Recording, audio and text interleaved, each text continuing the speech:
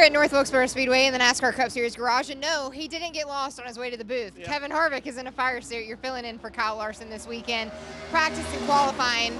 You've already been inside the race car. What'd you feel in your practice section? Yeah, it was not a bad practice session. I think, you know, Cliff and all the guys on the HendrickCars.com Chevrolet had a plan as to what we wanted to accomplish, and I think we did that, and we're able to get good information and have all that information for them to go through tonight and put themselves in hopefully a good spot for Kyle when he gets here on Sunday.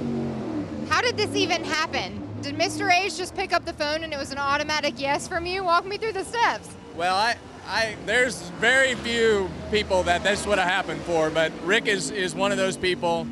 Cliff and Kyle, you know, talked to Rick about it, and Rick called me one morning and he said, hey, I need a favor. And I said, okay, before he asked me what the question was, I didn't even know what he was going to ask, because that's just, he would do that for you. And he's always been very good to me in everything that I've ever, any interaction that I've ever had with him. So to be able to help him out and just kind of go through the motions and really understand where things progress. And I love being around the people, to hear how different people go about it in different ways. And, you know, this is obviously a pretty unique situation with Kyle and running the Indy 500 and trying to run the All-Star race and the Coke 600. So hopefully it helped him that much.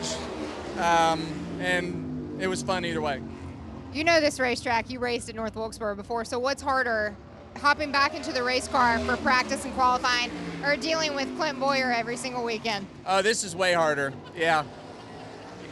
You know, we talk about it all the time, how good our guys are in the cars and what they do and how hard it is, and just being one step behind every lap that you're out there, from not being in there every week and not being able to get that last tenth and a half out of the car.